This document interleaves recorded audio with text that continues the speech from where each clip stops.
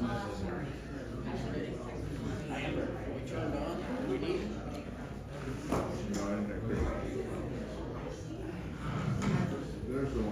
Can you all hear me? Huh? Huh? Yeah, I'm good. All right. I guess I need this. Welcome. And thank you all very much. For those of you who have served on committees before, we thank you for your past service. For those of you who have signed up for the first time, welcome. I think you'll find it an extremely rewarding and fulfilling experience. And Stonebridge appreciates your service and your willing to contribute, or willingness. So just real quickly, a couple of things. The committee structure this year has undergone a little bit of change, nothing dramatic, but over the years, committees have kind of expanded and grown as people have expressed interest, and some of them got a little bit large and unwieldy almost, difficult to get things done. So as a group, we all agreed to kind of trim the committee sizes down, but because we appreciate everybody's willingness to serve, and we have so many people who have expertise in so many areas, we want to be able to take care of a lot, or take advantage of a lot of those. And as such, we've created kind of a special projects resource pool. So everybody who submitted a Give Back to Stonebridge form and expressed their willingness to serve, who did not actually get on a committee as an active member, went into this special pool. And we've tracked, and Brian has created a spreadsheet with your kind of subject matter expertise, and any committee chairman can call on people that are in that pool when we have extra activities or special projects to do, and we need a little extra resource, manpower, expertise, any of the above. So you'll see that there are several people, and Mary sent out a welcoming letter to everybody, I presume, who is in that as well, as she told me she did, so I presume it went out. So, with that, we have also been undergoing a really, really exciting new approach to strategic planning. And guided by Brian Sharon as the head of our strategic planning committee, we have realized, or began to realize, that the strategic plan that had been developed over the years was, what, Brian, 40-something pages long? A little bit, 38. Well, a little bit large to try to implement. And so, fortunately, talking about subject matter experts, or SMEs as I like to call them, we found that we have an individual living here who has done this for his entire career almost.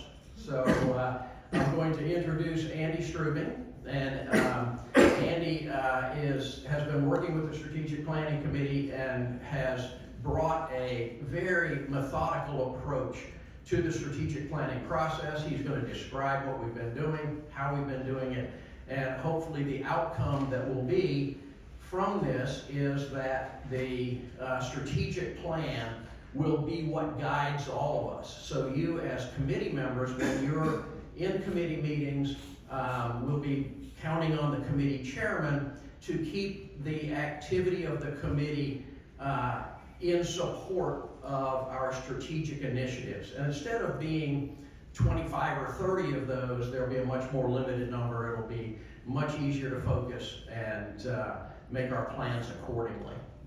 Now, one last point before I turn it over to Andy, now that I've built him up. Real quick, there are two resolutions that are out there before the community right now. We're getting a good turnout on the vote, but we don't have everybody voting as yet. A couple of questions that have been popping up, and number one, I'm going to ask you all, has everybody in here voted? You don't have to admit it one way or the other. I hope everybody has voted. If there's anybody in here who has not voted, please see Mr. Trowell with his hand up. He has some paper ballots. He can take your vote today, turn it in, and have it count. So if you haven't voted, please do so. And please vote yes. These are important resolutions. Now, when you're talking to people, don't be afraid to tell them that we all would really appreciate in favor votes, because these are really, really important issues for Stonebridge and the community. So with that, Andy, I'll turn it over to you.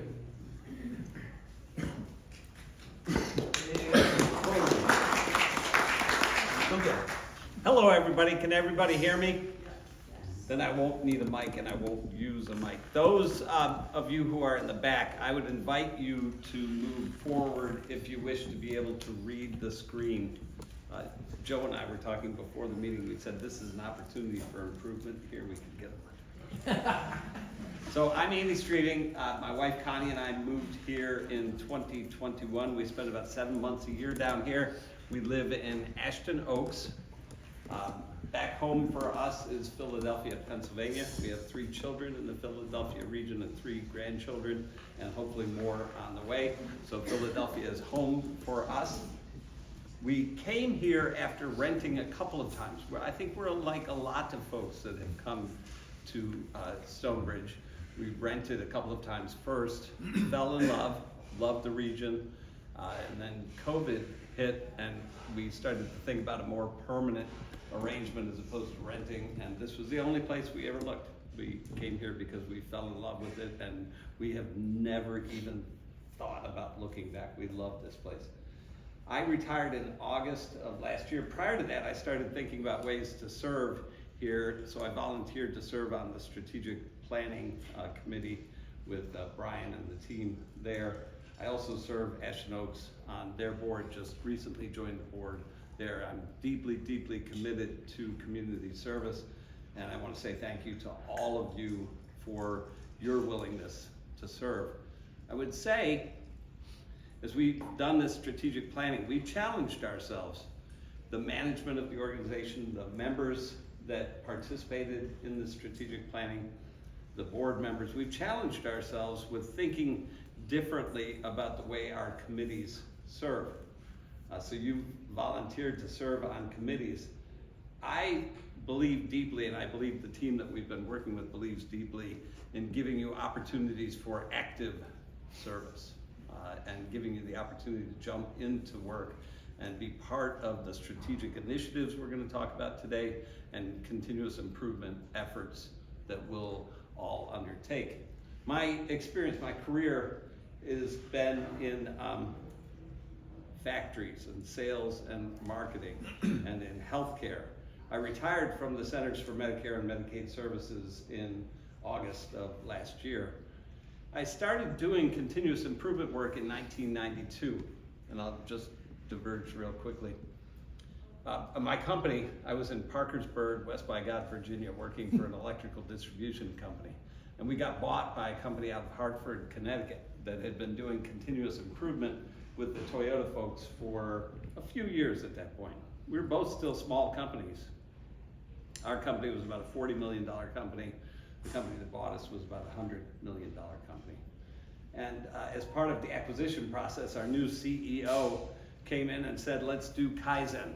Does anybody know what Kaizen means? Our new CEO came in and said, let's do Kaizen. Kaizen is when you put a cross-functional team together and you give them an improvement objective in a week. You say, we're going to improve this in a week. And you give the team permission to make radical change. So my buddy Tom Getter and I were all in our suits. We all wore suits back then, suit and tie, dark suit and tie, of course. And we were all looking towards Mahogany Row. Let's get to Mahogany Row, then we'll really know we've succeeded in our career.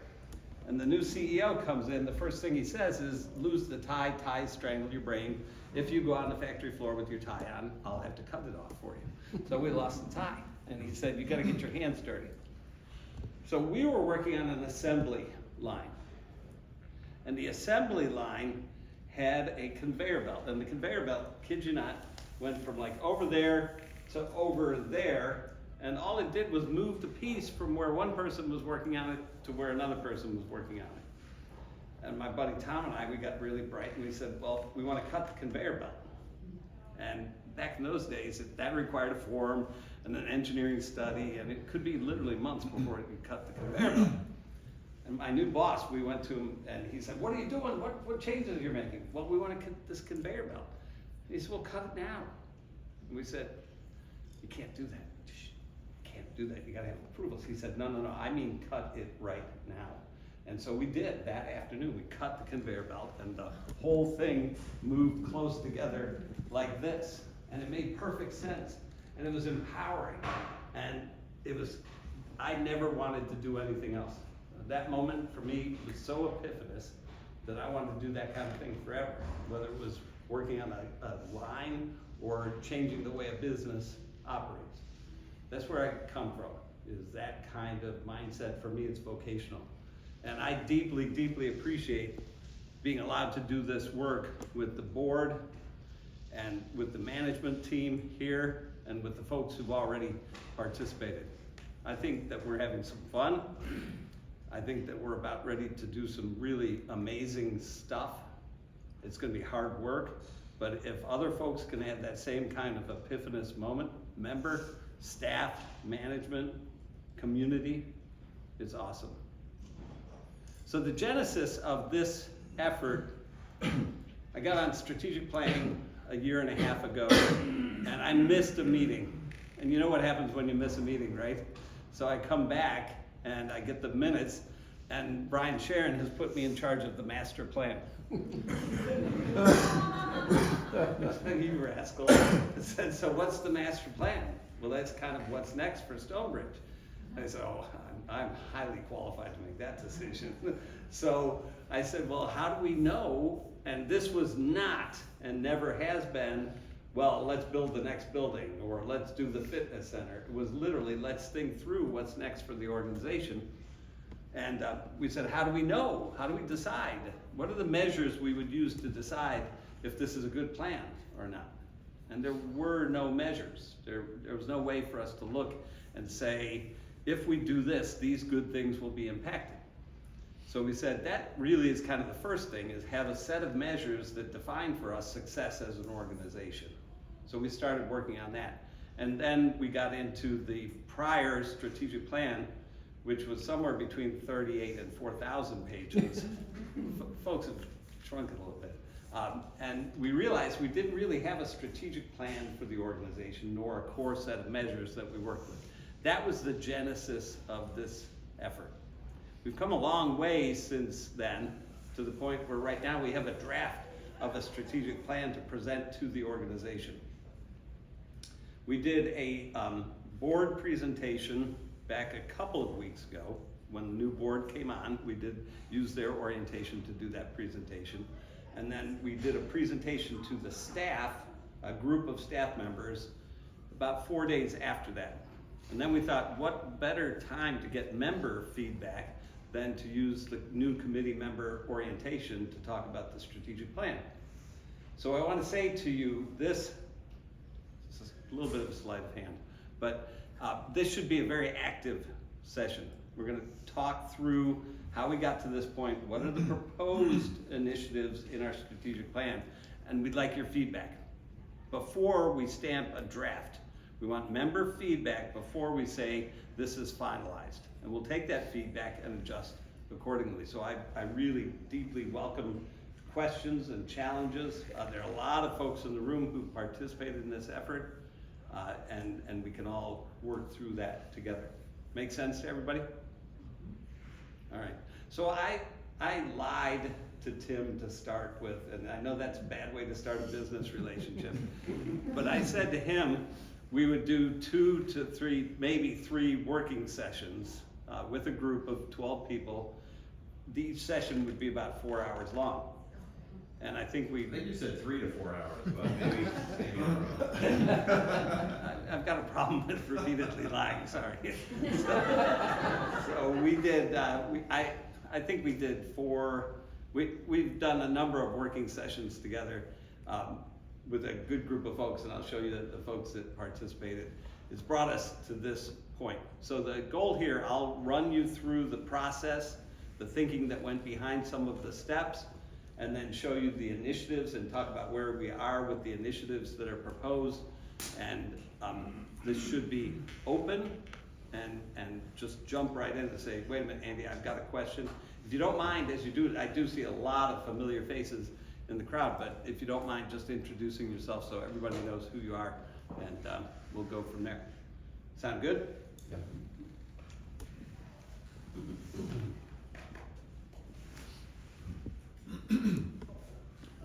this is where it's gonna get a little tricky, so I'll talk through it, and I'm not gonna read line for line, but I'll try and talk through it so that everybody's with me.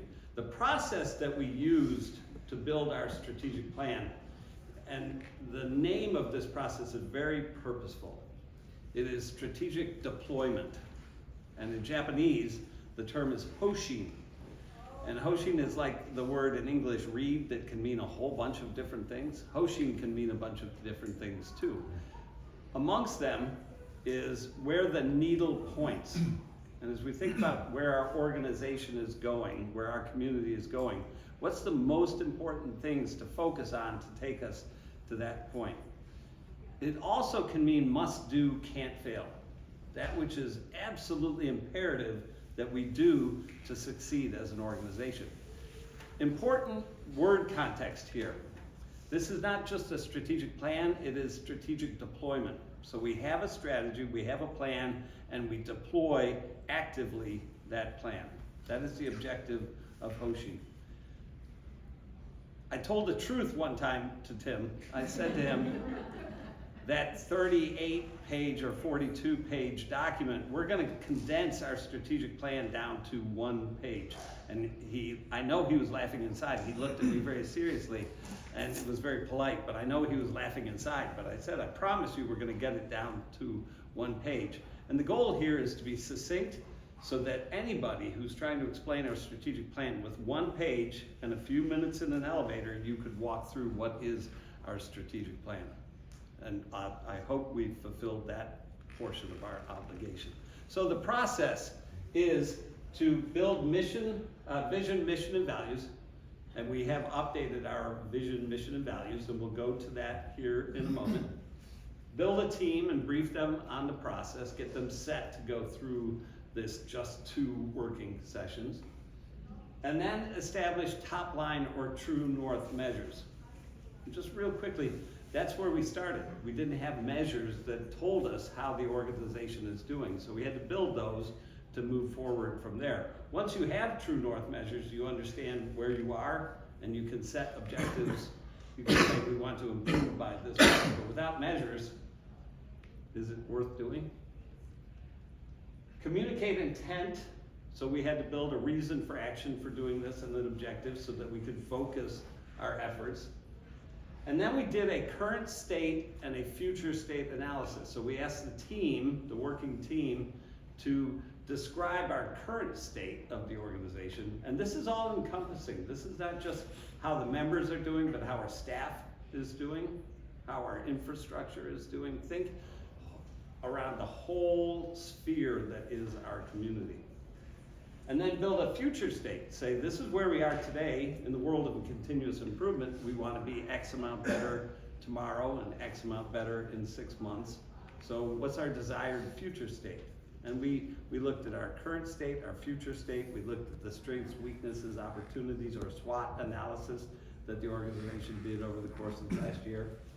And a gap analysis. And a gap analysis is, once you have your future state, what's between our current and our future state? What are the challenges we face that we have to overcome to get there?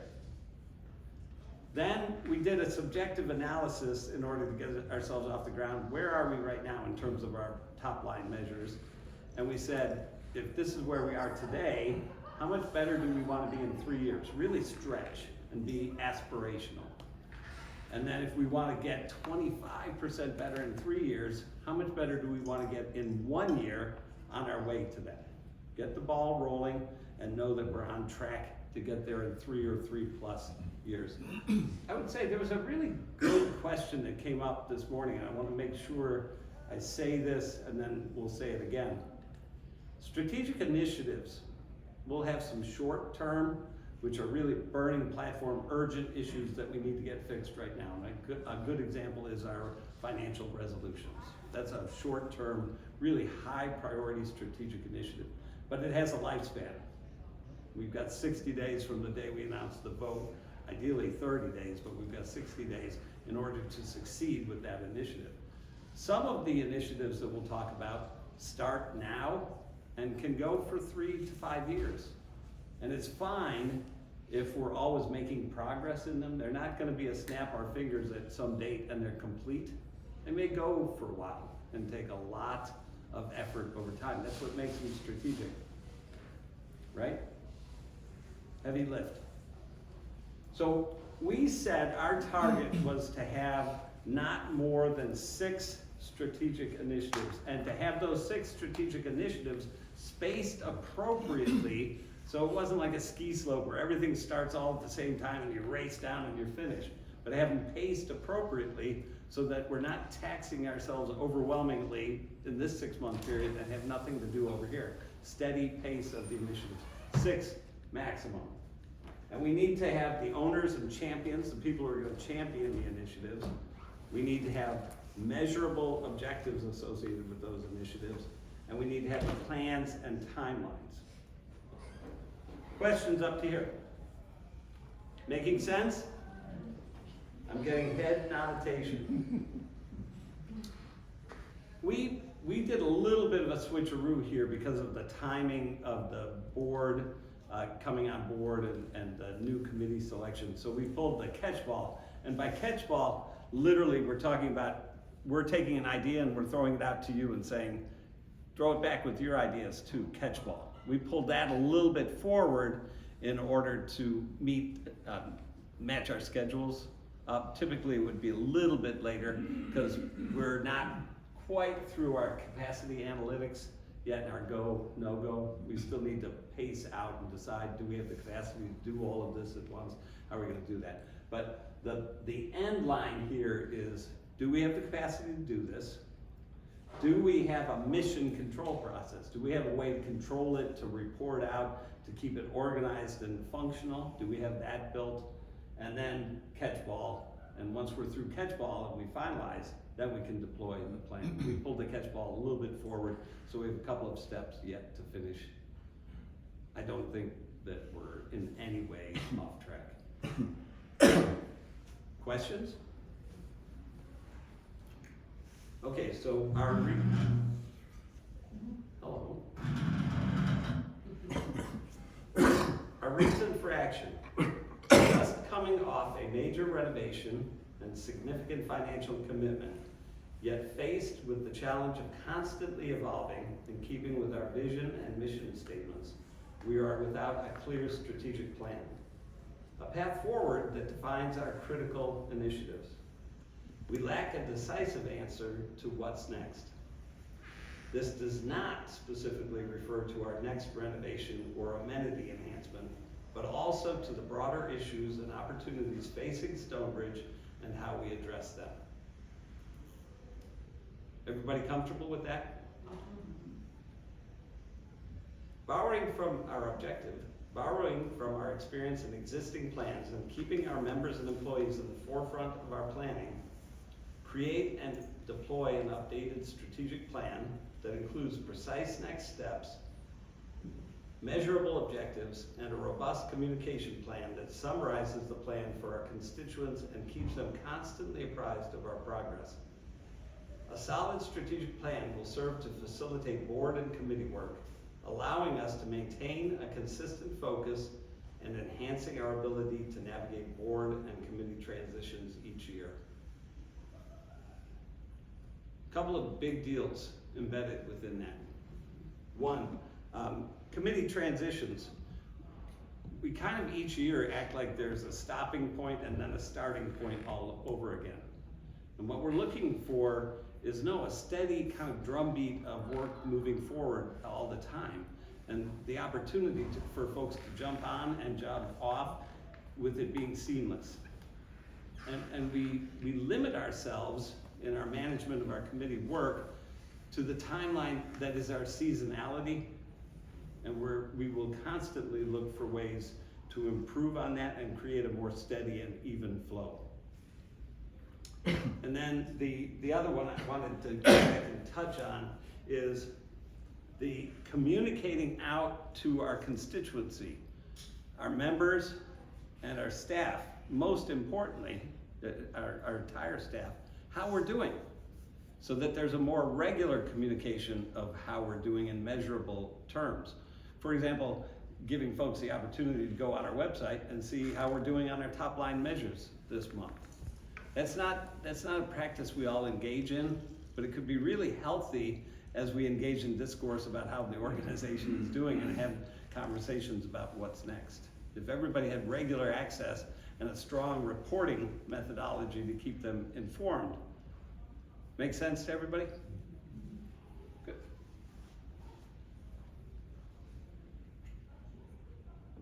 So these are the outputs.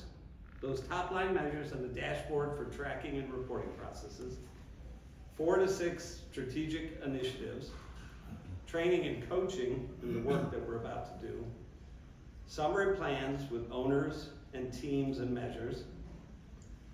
Updated management and reporting processes, and a robust communication strategy.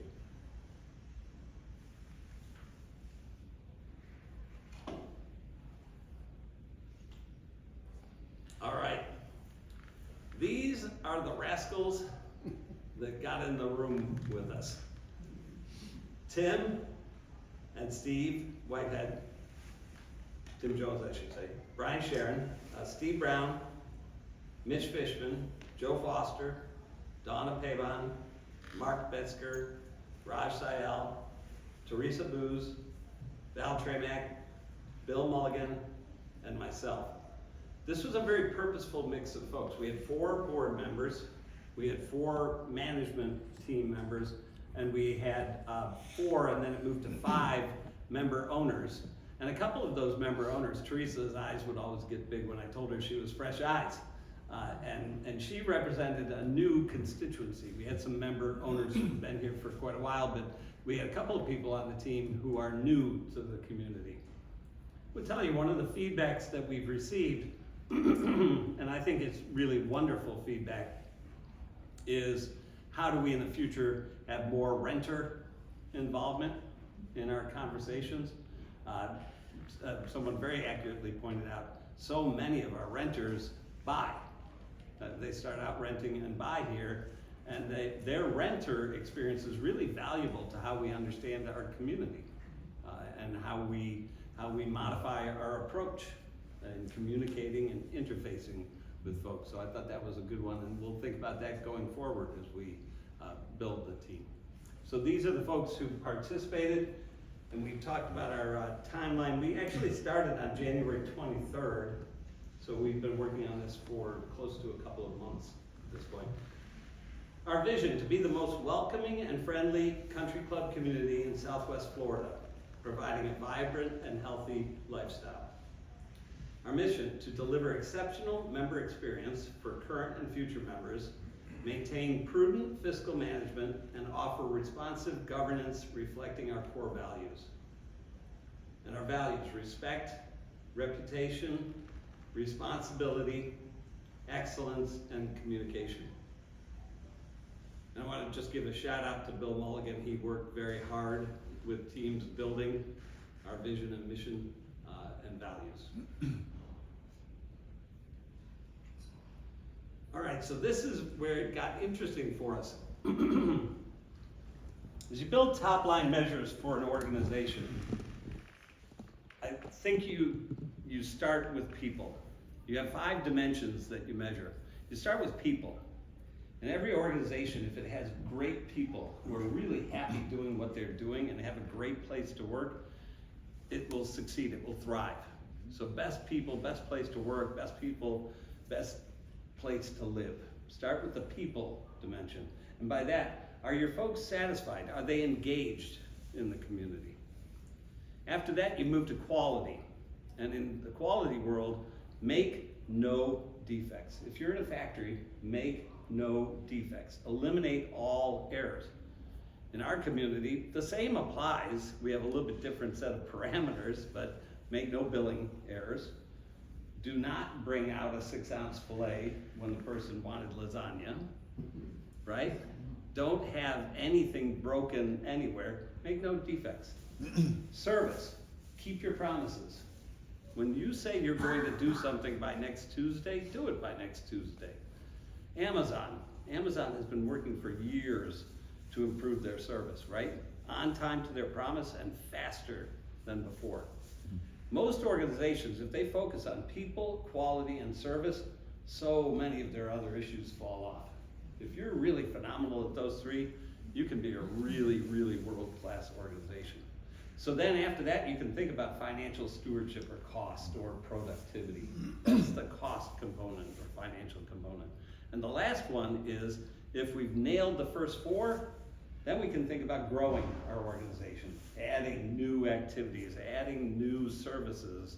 We can, and if we do those first four really awesome, they'll pay for adding anything, right? So those are the dimensions, and we did this subjective evaluation. Now this was entirely subjective. We said to everybody in the room, the 12 people in the room, scale of 1 to 10, 10 being the best, 10 being awesome, 1 being we really gotta do something today. Rate our organization, our community on people. And the score came back 6.9 out of 10. I want to come back to that because that's a bit of an interesting conversation.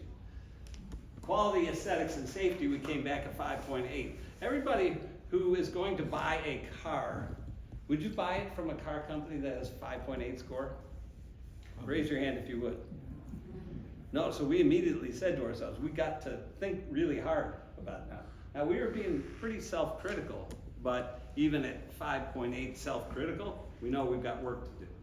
Service came back 6.7. And I want to point out, folks, everybody in the room said our service staff here is phenomenal. We love the people working here. They got some roadblocks and stuff that we can work through, but this was not in any way an indictment of the folks that work here. And we are also challenging ourselves. We're in a continuous improvement environment, so we've got room to grow and get better. Financial stewardship, we said we're at a 7.5 out of 10. This is always an interesting discourse for this organization, right? This community. And then finally, are we poised for value add growth? A 5.5. What do I mean when I say value add?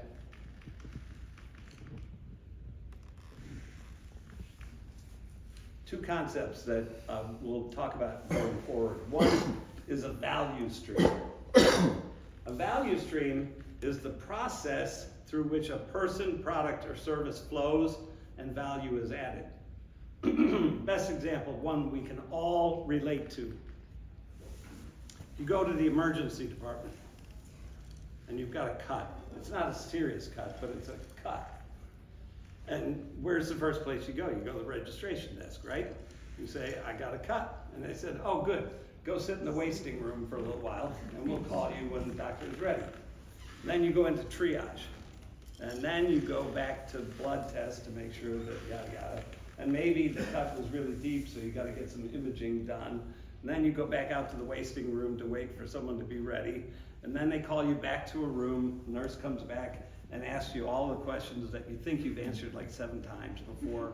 And finally, typical emergency room in our country, 180 minutes later, a doctor walks in and says, let's talk, or a physician's assistant or nurse practitioner. After 240 minutes, you're discharged. And how much of that time did you feel was really valuable to you?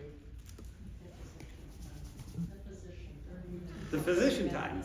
The 7 to 8 minutes you're with the physician, right? And maybe the testing time. So out of 240 minutes, you got 7 to 8 minutes of value add time, right?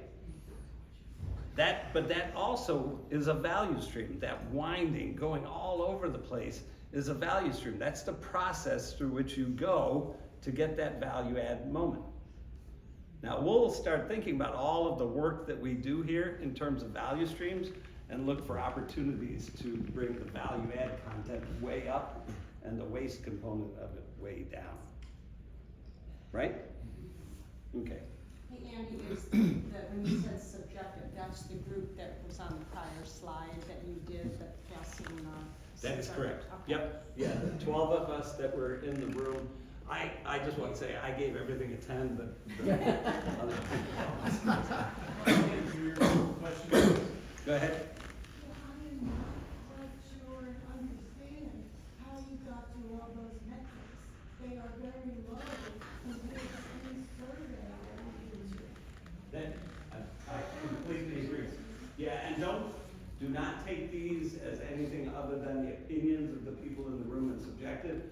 And to add, Andy, go ahead. you might want to repeat what Rose said. Just- Yeah, the question is, how did we get to these numbers? They're lower than the other numbers people have seen in terms of surveys. 100% accurate. The one that jumped off the page at our board discussion was the people at 6.9 out of 10. And we did agree that that was a low number. There were two components, we talked about it pretty extensively. There were two components. One was the people is not just the community members, owners, it was the entire staff, the whole organization. So we felt that that might hold it a little bit lower. And then we also felt comfortable leaving it there for now because it showed us that we have big upside. But these are not in any way, should not be interpreted as being in stone. They were just to give us a kind of first blush feel. Just give me an example of hardline measurements.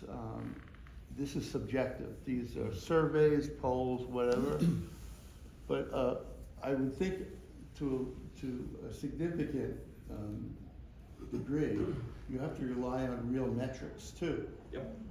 So we haven't spoken about that yet. I'm just curious, it doesn't appear to me that you have anybody. Great segue. Awesome segue. Hey, Andy? Yes. Before you move that slide, one of the things that, the instructions are also, 10 is perfect. 10 is like an impossible number. So just, it's not like, oh, really good. 10 was like, every runs perfectly. So that might give you a little bit more sense of, what 10 is. Yep. So off of those subjective numbers, we said on people, a 3-year objective would be to bring the score up to 8.1. Quality and aesthetics up to 9. Service up to 9. Financial stewardship up to 8. And growth opportunity up to 7. And you can see the increments in 1 year in between. So this was aspirational and very optimistic and positive. Go ahead. So, are you basing those objectives based on what your group feels? Because getting back to, I'm Gail Fisher, so we're supposed to be introducing ourselves, but if you're basing your objectives off your subjective assessment or objective assessment, then what are you gonna measure it against to start? Your group or the collective, like we just did a member survey, the collective baseline of what you get off the survey this year? Yep. Because I mean, you could talk to 10 other people, they may have a totally different view Exactly. of Yep. their experience, so I think you need a bigger set of people to start with as your baseline. Yeah, or we need objective data. Yep. Well, from a survey or something, that's what I mean by a bigger group measurement, Yep. not just 10 or 12 or 15 people. Yeah. So measures, for most organizations going through this process, measures are the challenge. That's the big first challenge. Most organizations just don't have them. They have lots of data. There's an old acronym, DRIP. They're data rich and information poor, right? Most organizations start out that way. So that's our challenge. And we will need to be patient with ourselves as we build this, but we've already got a good start. So to your question, which was perfect, what would we use in terms of objective data? Top line, True North measures. How does the organization measure its performance? The goal here would be to establish a set of data points that are measurable in monthly increments and report out to the organization. That's our goal. We'll start out with something much less robust than that because it's where we are, and we'll keep layering and improving as we go along. So these were the measures that we came up with that are far more objective and more data points based on not subjective feelings, but information we have to work with. So we started with member owner satisfaction, which comes off of our member owner survey, which we get once a year. Satisfaction levels tend to be retrospective. They give us a look back at how people felt. So the second measure is member engagement. And we can draw member engagement from our survey data, and then we can develop other ways of understanding engagement. Engagement is active happiness, active participation in the organization or the community. Satisfaction is how you feel about it. So for example, we can track on a month-in, month-out basis our point of sale interfaces with our members, not individually, but collectively. So you would presume that if our point of sale transactions goes up, there's more member engagement, more discretionary choosing to be involved in the community. That's a very active member engagement measure. So we have two up here for people, member owner satisfaction, member owner engagement. And we'll update this graph. Staff satisfaction, same thing. Staff satisfaction and engagement. How happy are the people that work here? How likely are they to stay working here? Best people, best place to work. Go ahead. Are you gonna make plans hopefully to tie that point of sale data to specific events that were happening? So you can have that metric that goes from we ran this event to this was the performance of that event? Yes, that's a great question. Absolutely. So in every organization, there are layers of measures that go up to the top. There are all sorts of different areas that contribute to the top line measures, and within those areas, there are events that occur that contribute to that area's measures. So absolutely. Yep. Three that will be a challenge we just don't have yet, but we can build, are how many improvement ideas are being captured and followed through upon and implemented. What is our quality, aesthetics, and safety audit scores? We don't currently have a way of auditing for quality, aesthetics, and safety, so we have to build that, but then start auditing and using that to drive improvement. And then defects and customer complaints captured and resolved, captured and resolved. We don't have those, but we're in the process of starting to build those.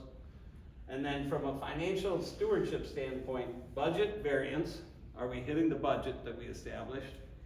What is our net value add revenue? So the total of our point of sale transactions is our value add revenue. What is our total there? And then what is our productivity? So we have approximately 130 employees. Those 130 employees generate X amount of revenue. If you divide the revenue by those employees, you get our productivity number. How do we improve our productivity? And then what is our home resale values? And a question that came up in an earlier group was, how do those compare to the community around us? Are our home resale values improving versus the communities that we would consider to be our competition, for lack of a better term? How are you gonna do all these measurements? How are you gonna do them? You're gonna do them on an annual basis, on a quarterly basis? The goal would be on a monthly basis. Okay. Some of them are slower moving than that, and we don't have a way to do it more than quarterly or And annually. you will have a financial trail with that? Yes, Okay. absolutely. Yeah, Donna is So you actually know what on. the costs are gonna be and, what your costs are gonna be and what your improvements are enhancing and bringing money in. Say that again for me. You're gonna have a cost, what does it cost to do this? And what are the advantages? Are there significant financial values coming with it? To have these measures, Yeah. yes, there are absolutely astounding values associated with Okay. having the measures, unquestionably. So basically, you're gonna have a big Gantt chart. And you're gonna have across the top all the projects and and the responsibilities. And below it, you'll have the financial costs and the pluses that, you know, it costs you so much to do it, and this is what we gain out of it. Financial plus and minus. Yeah, I would say there would be a return on investment Yeah, yeah. associated with any capital investment or any significant expense investment, of course, absolutely. To collect these measures, the goal is zero cost to the organization. But having these allows us to evaluate initiatives based on their impact, including their financial impact, of course. But the important thing is doing it on a monthly basis. Right? Of course, yep. And it would be a dashboard as opposed to a Gantt chart, so you would have month in, month out measures with trend lines tracking to show performance. Good question, thank you. Andy, is this the level of detail that you're recommending or suggesting being communicated to the community? Yes, Okay. I mean, I think this is incredible. And then obviously there's layers below everything, but I think people that I've talked to that have questions about things, this type of detail really answers a lot of them. I believe that as well. And I think, Repeat the question. Oh, I'm sorry, Nick. I was just asking if this is the type of detail that's gonna be shared to the broader community, yes, and I think that's phenomenal. Because this is the type, I mean, we're owned by the community, this is the type of information we should be sharing. but I'll apologize if you already answered this question, but I'm curious if there's any effort being made cross-analyze with other country clubs. Data is being collected for, an initiative like this, and just make sure there aren't any, maybe that's a really interesting metric that they're collecting with that club that definitely is similar to what we're doing, because I assume there's a lot of cross-clubs that are doing these types of initiatives. you want to track that one? Simple answer is yes. I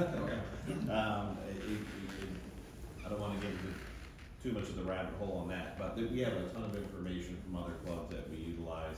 And some of this, they may or may not measure as far as, comparison. This is about Stonebridge improving and being the best version of itself, but there's definitely data that we need to look at from other similar type of bundled clubs. So, yes. Yep. I think in some ways, we're trailblazing here. I think we're doing some things that other folks haven't started to think about yet.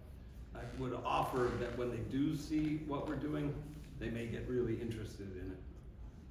So, I have a couple of questions. One, who's gonna be measuring this, and how are you gonna measure it? And then, is this just gonna be off the 4 to 6 and the big initiatives?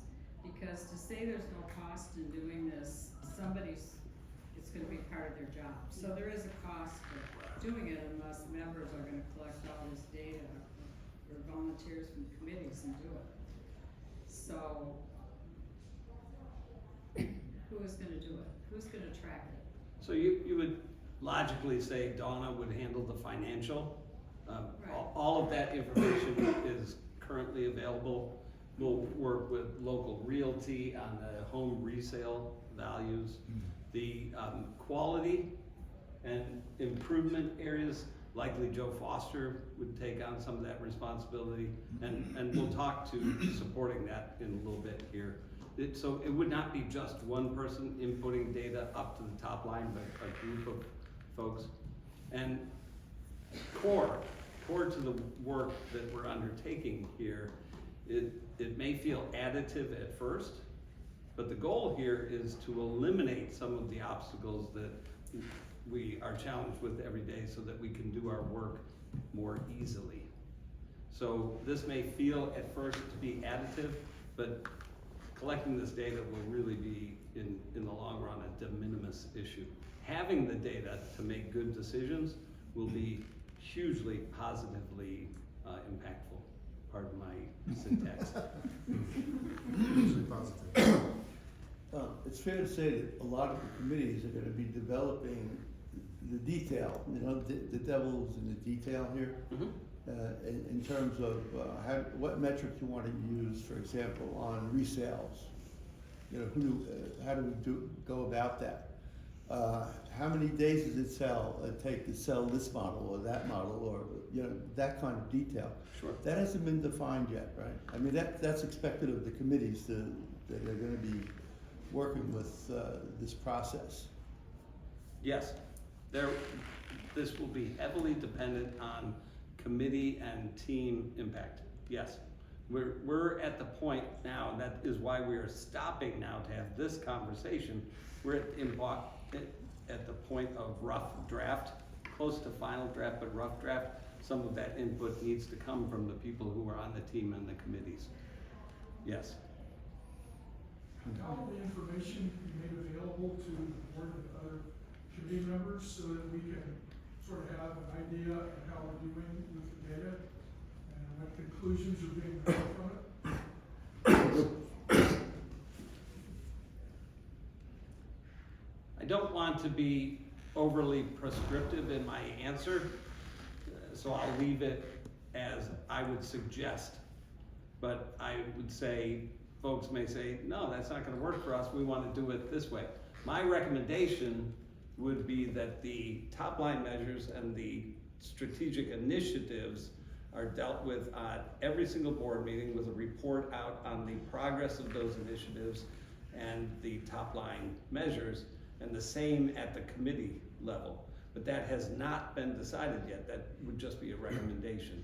So that each committee would have the same opening agenda, report out on the initiative with the measures, the progress on current initiatives, what's coming next, are there other issues? There's a very precise agenda to be followed.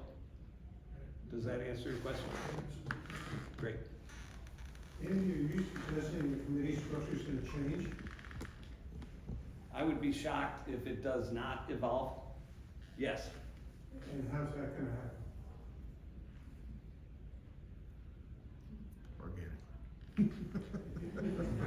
Do you need an answer on that today? Organically. Well, organically is the lighthearted, kind of easy way to say it, but I don't believe that anybody has sat down and said, this is how the committees are going to change.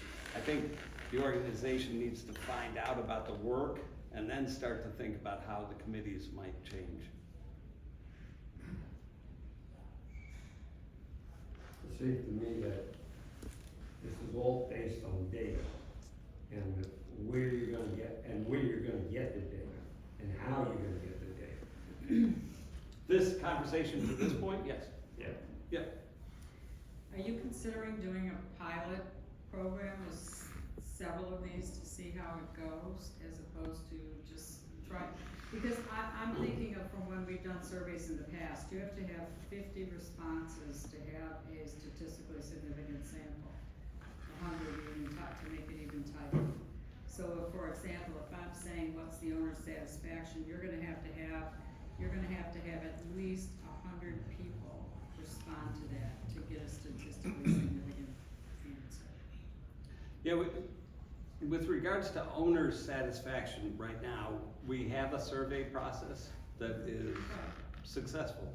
So if we don't have something to replace that, and there's no hue and cry right now to replace that, we'll use that satisfaction survey to. But that's a once-a-year thing, unless you're gonna do it more often. Yeah. And we pay for that. I mean, that's a cost associated Yeah, with I'm doing not- it. Yeah, Right, so- we're not at a point yet where anybody has said, let's do it more often. We'll think about ways to have more frequent data, and cost will absolutely be a part of that conversation. So you're looking at financial data as data you can get every month and gyrate it and get the right answers out of it that you Yeah, need. we will not, nobody is promising we'll come out of the gate with perfect here. We'll come out of the gate with better than we are, and work on getting that better all the time. It seems like for each of the committees, having this information allows them to get really finite and focused on what needs to happen to improve the ratings of what they are representing in the community. Mhm. So to me, I've seen this before, but this is a way to kind of self-motivate within the community and improve yourselves. That just is the basic principle.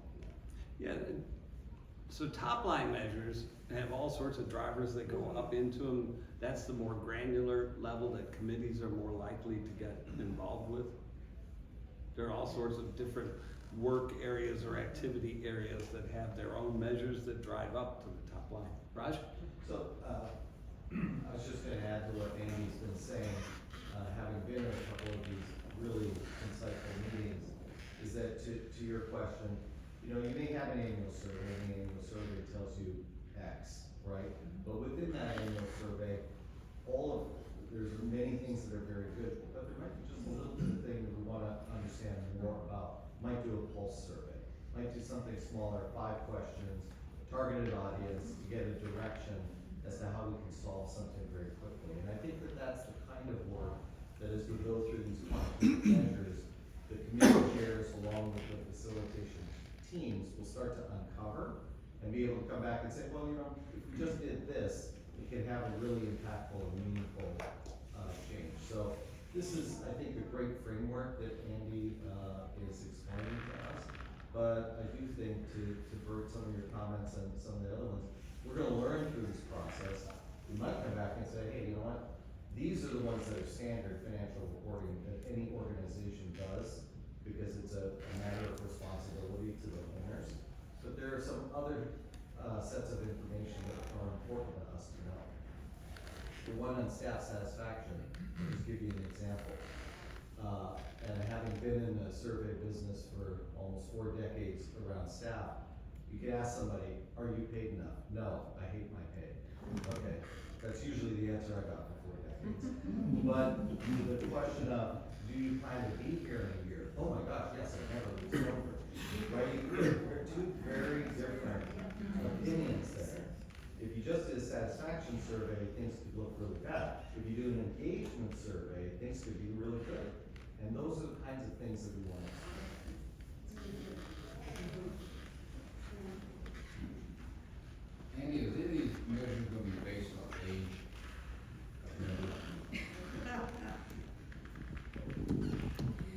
We have your demographics. Yeah, we have fascinating demographics here, so I think that, not, it's just a,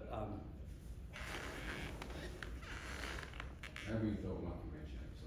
no, I think it's a really good question, I want to answer it thoughtfully.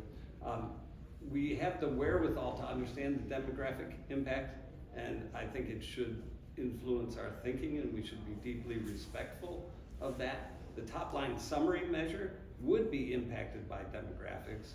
How we respond to it should be impacted by demographics. Well, when Right. we did the survey to do the renovations, there was very interesting data that came out of the demographics. People that were newer members, you can cut the data different ways to look at age as a component, gender as a component. Of course. People who are newer member versus long-term members, people that live here full-time versus part-time. So I think demographics can become very important depending on what you wanna know. Oh gosh, yeah, absolutely. We should absolutely have the wherewithal to understand how demographics are influencing people's thought, the way they approach the community, absolutely. All right, so this is A+ in terms of feedback and dialogue. It's deeply appreciated. This is far more than we've gotten in any other session, and it's good learning.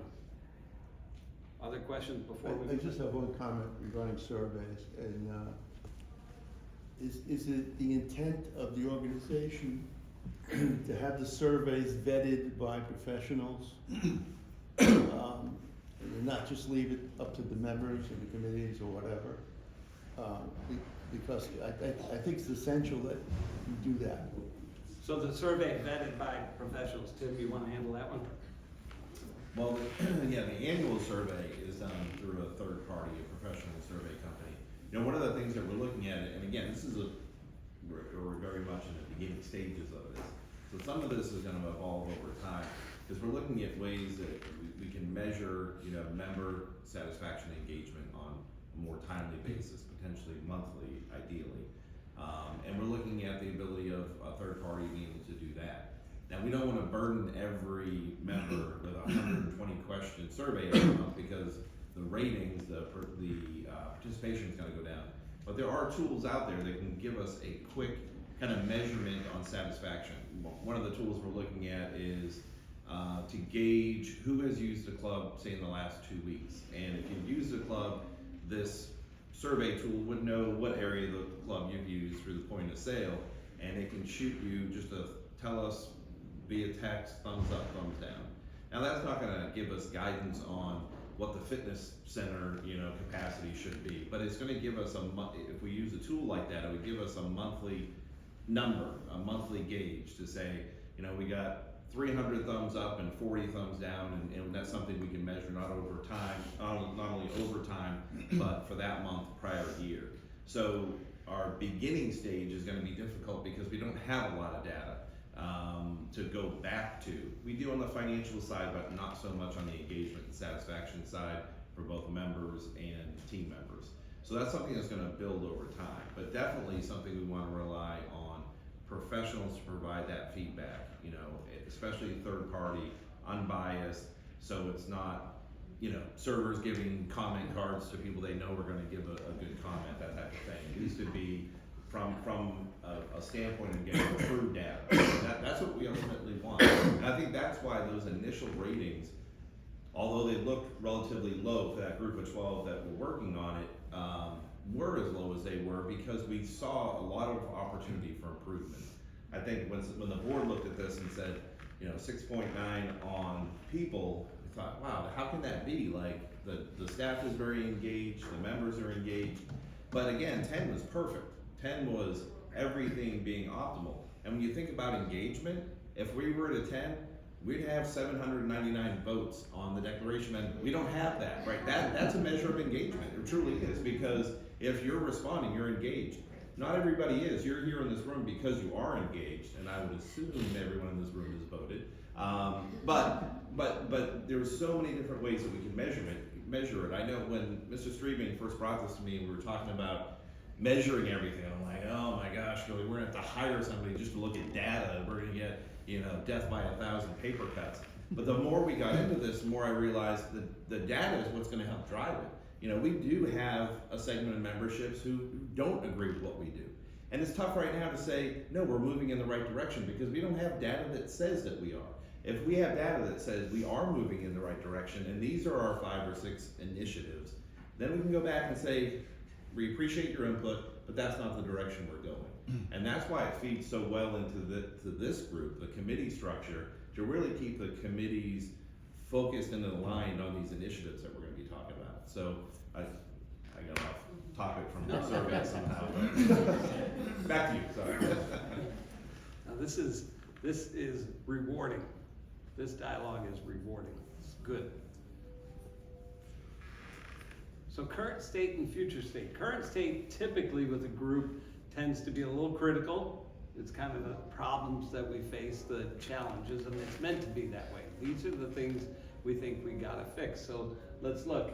We've got an aging infrastructure for 25 years plus. A lot of our stuff has been standing for 25 years. It's an aging infrastructure.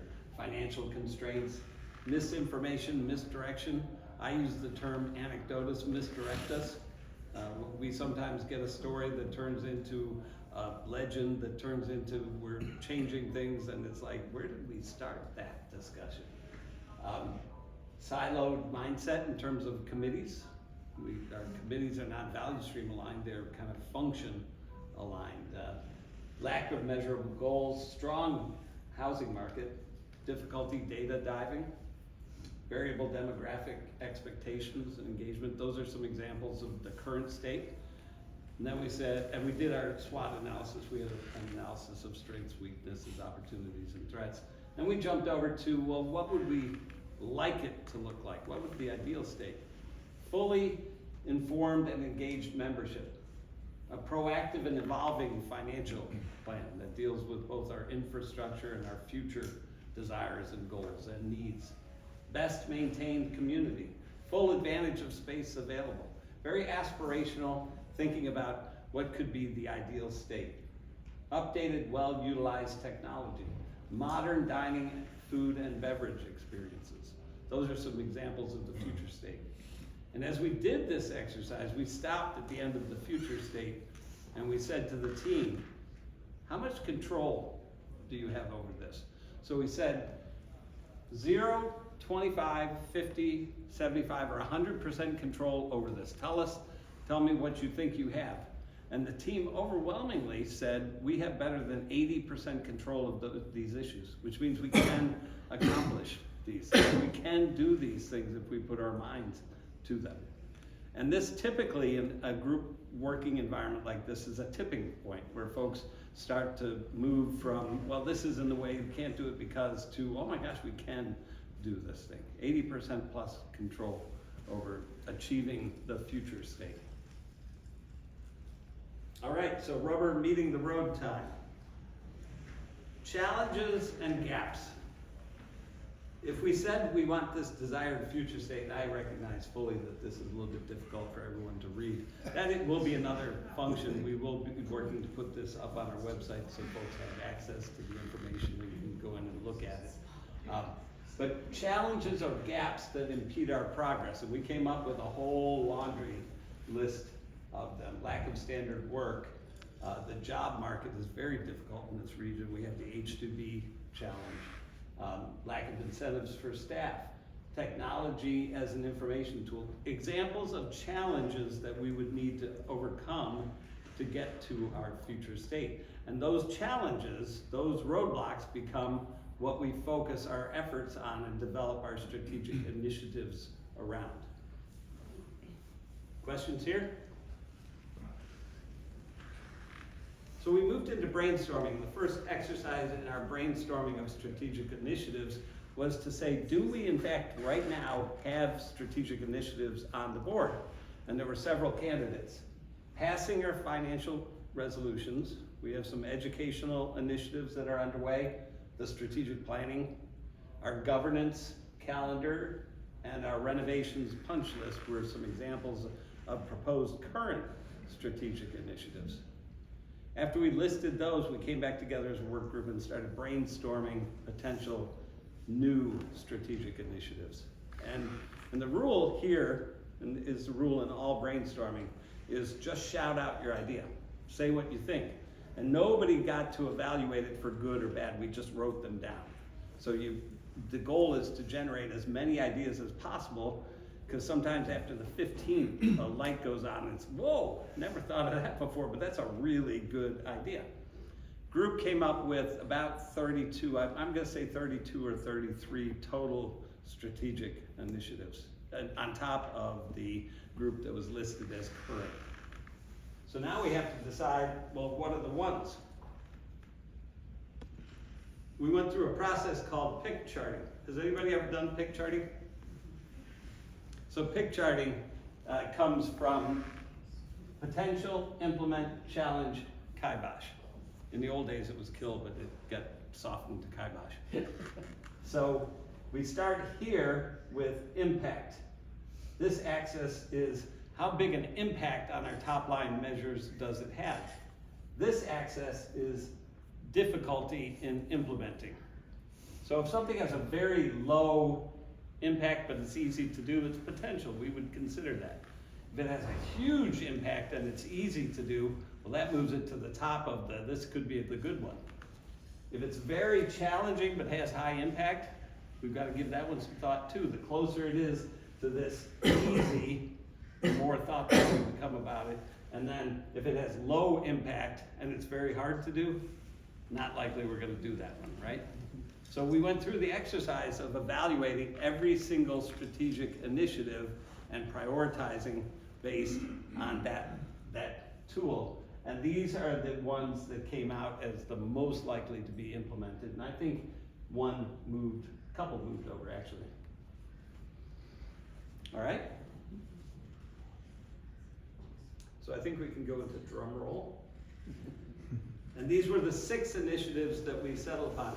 I was so struck.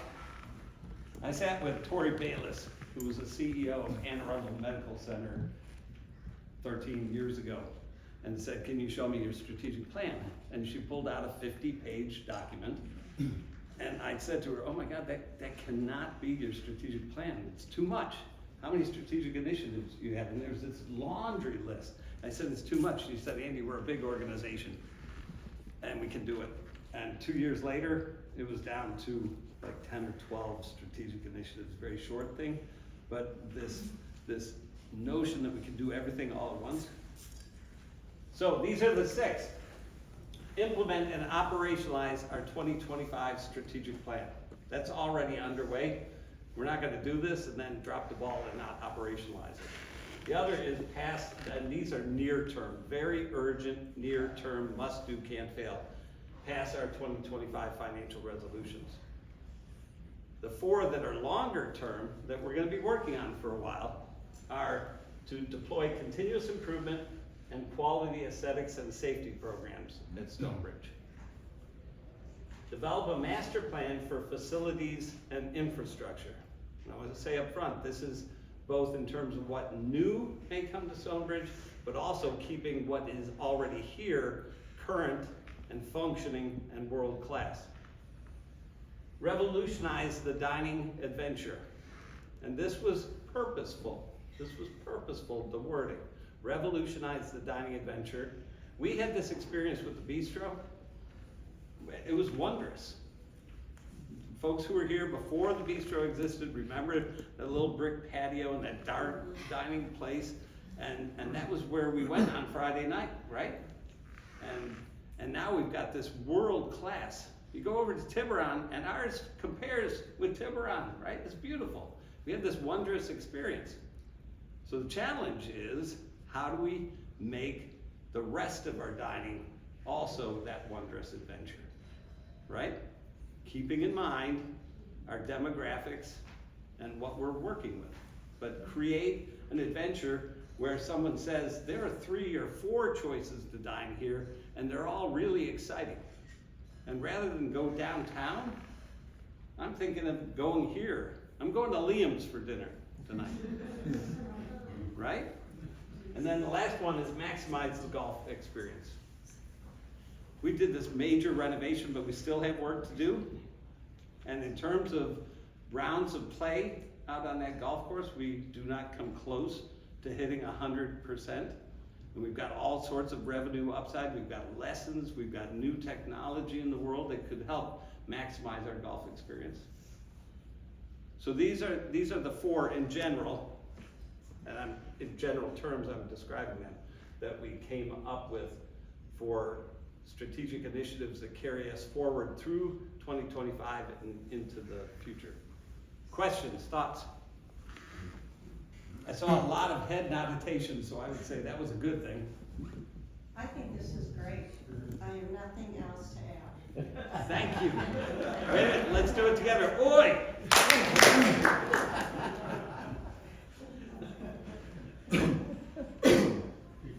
So the current urgent are already underway. Implement our 2025 strategic plan. Tim Jones is the owner of this work. He has been a great partner through the entire process and has embraced it, and I think is genuinely excited about moving this forward. Steve Whitehead and Brian Sharon are the co-executive sponsors. I think that Brian will take on the bulk of that as Steve focuses on the board management process, president of the board. I'll facilitate the work, and then we have some other critical participants. We have a number of people on the strategic planning committee who will be working as facilitators of the initiatives. We have folks working on communications and marketing for the initiatives. Then pass our resolutions. This work is an incredible amount of work. It's been underway for some time. Tim and Donna are the management representatives. Larry Trowell has done incredible work getting this out to the organization. In fact, I'm going to stop and do an oi. Oi! So those initiatives are already underway.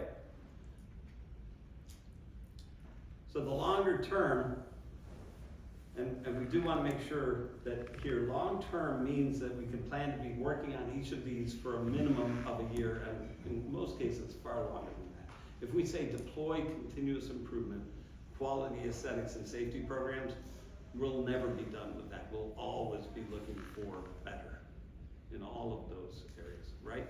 So these are, you can plan a minimum of a year, likely to be more than that. So,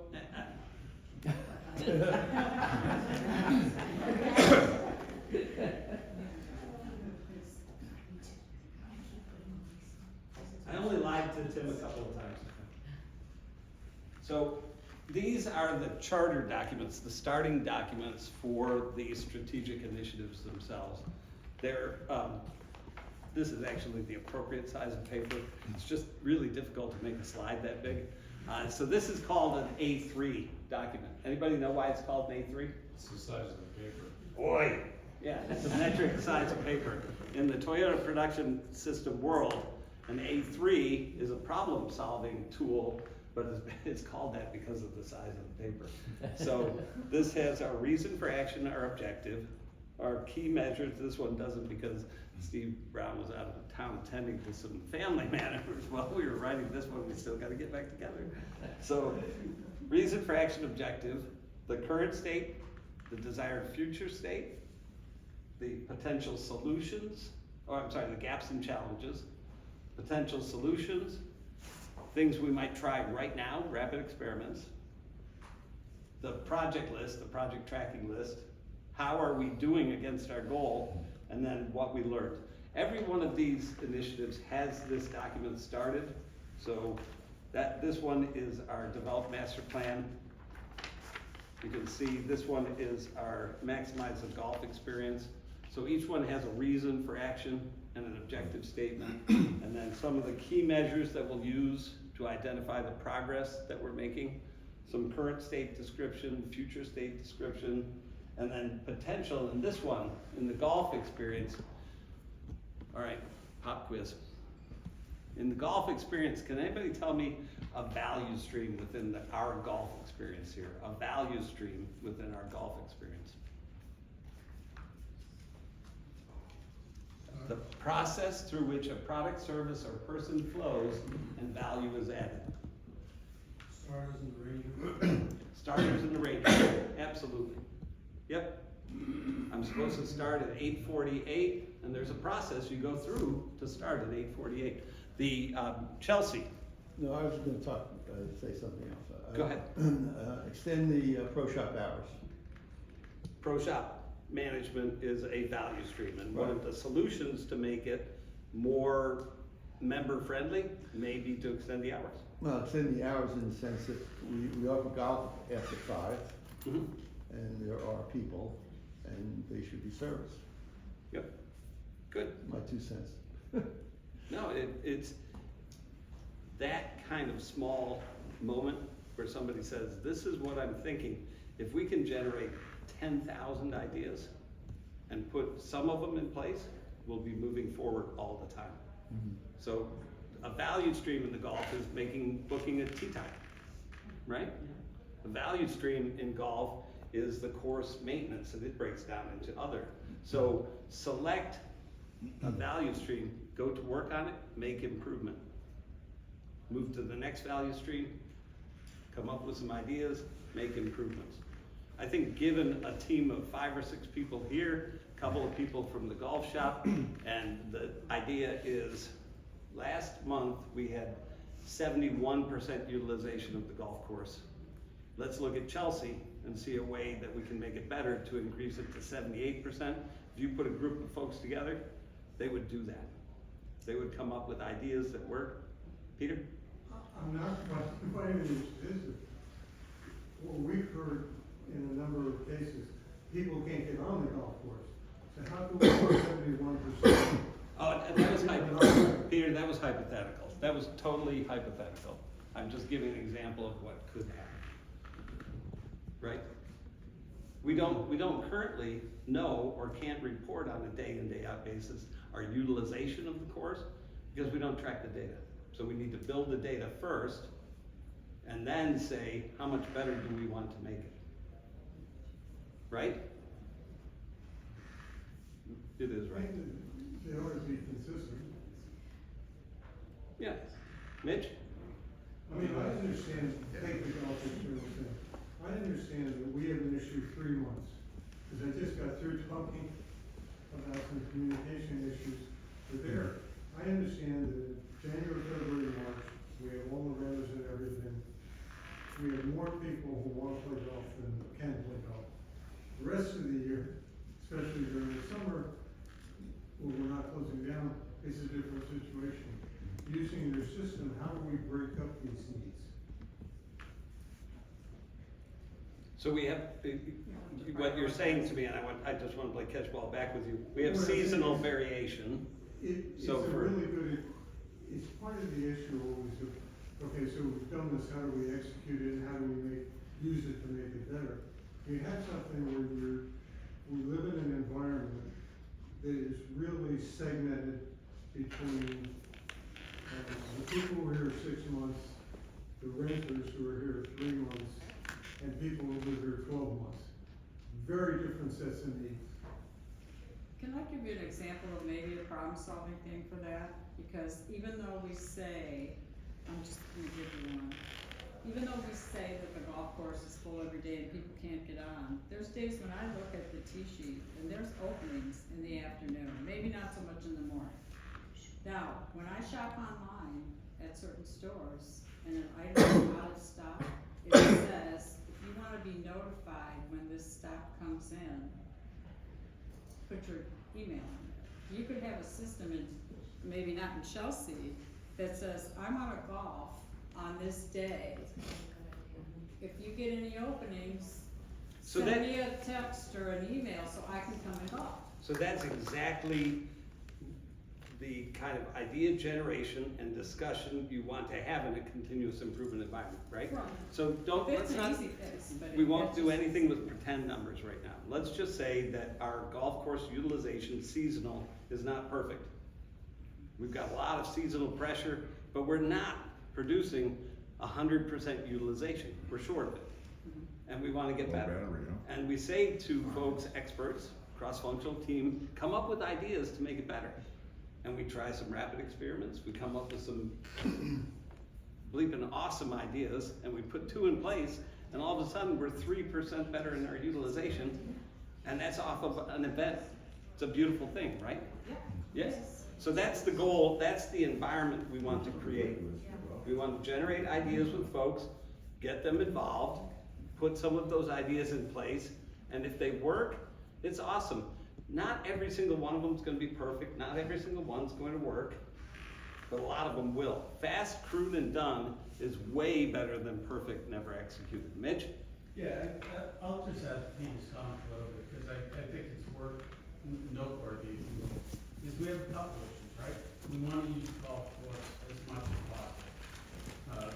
You're right, there's empty spots in the tee sheet all the time.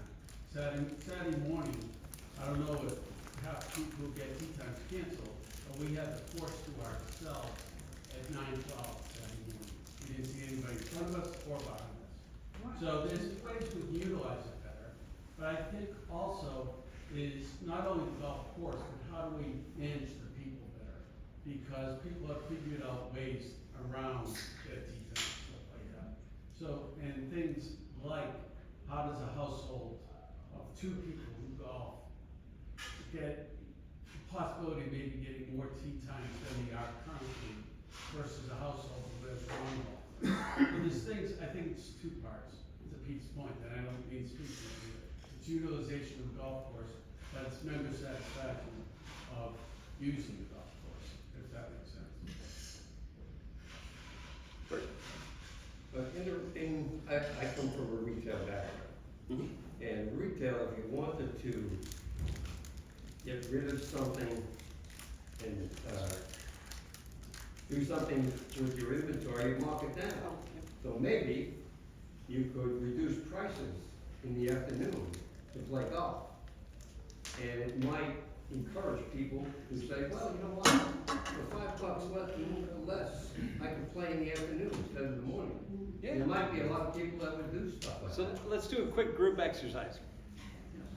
Everybody who believes that we are perfectly utilizing the golf course right now and getting everybody who wants to be engaged in golfing, renters, all demographics have a program that meets their needs.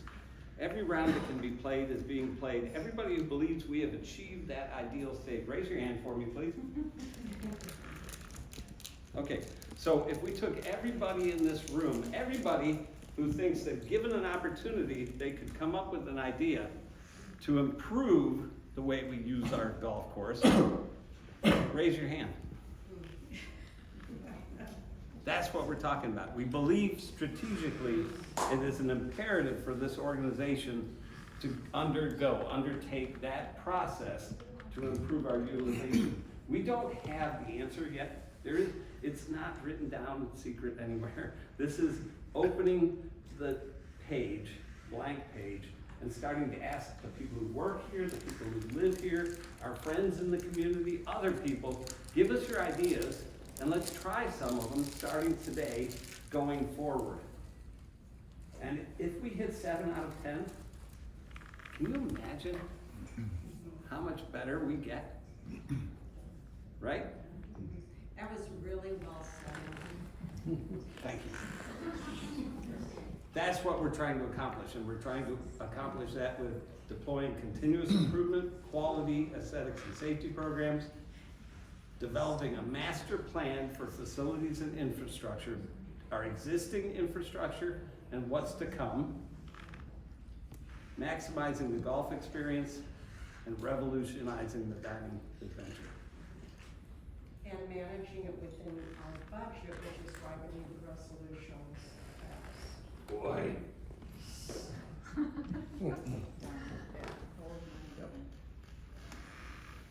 So I said to Tim when we started out, this will fit on one page. I didn't say it would be an 8.5 by 11. It is an 11 by 17 or an A3 document. And all of the things that we've talked about so far today are on this page, and I'll just kind of visually walk through.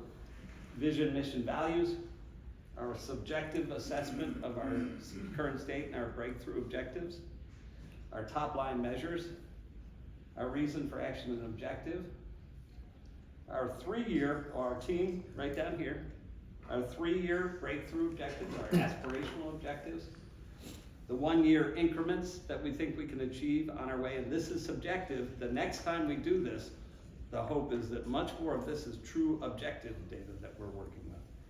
And when we start out this process, we start out with a straight line across here, but maybe it's in a special area that we work to improve our people scores, and that might be the 1 year on this side. Here are the initiatives themselves.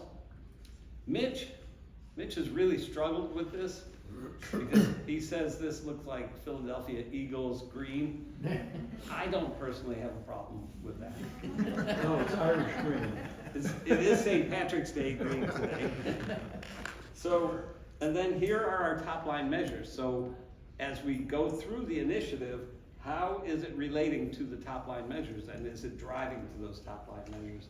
And then over here, our executive sponsors, our board members who have taken on responsibility for the initiative with their committee, and the process owners, which is our management team folks who have responsibility for the initiatives. So this is the draft document of everything that we've talked about so far today. Now, the A3s that I showed you are subordinate to this, and it's very, very likely that as teams work together on improvement, there will be supporting documents that go up to those. So that is where we are as of today. And next steps, we did board orientation. We did our staff catchball. This qualifies as our member catchball.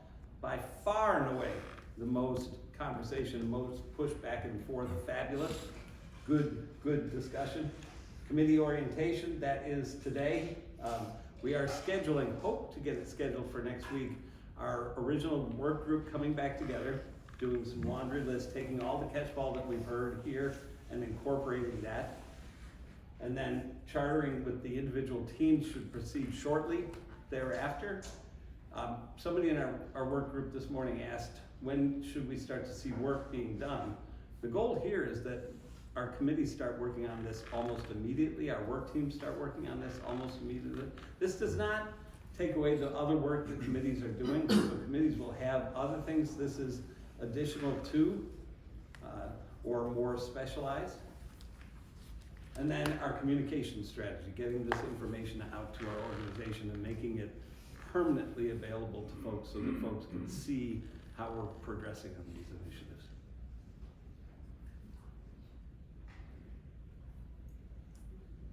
Okay. Going forward, how do you see this group participating?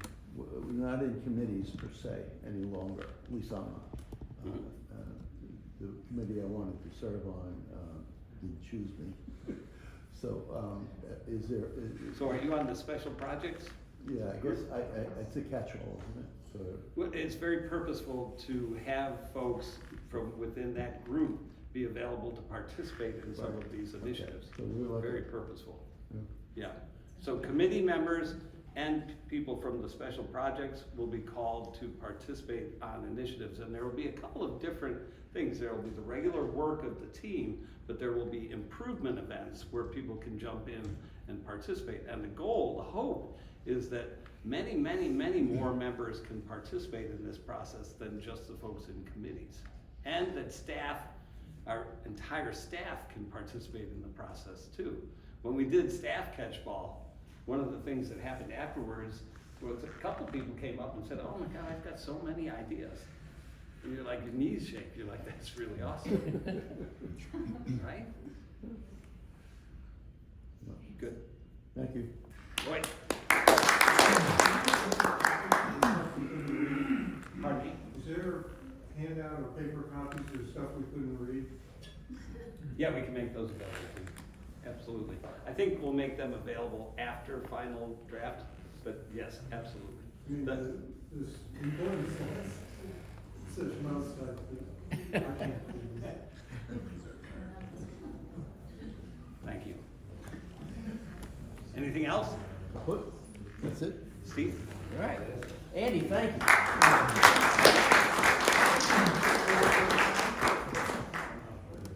All right, so now, for those of you who have joined us in the past, we typically break into a couple of groups, and then we go and we visit the golf maintenance area and our kitchen area. And I don't think we've got enough people to require that we break down now. So if there's anybody who is interested in seeing the golf maintenance operation who has not done so, we'll have that opportunity, and they can meet front door under the porte cochere. Yep.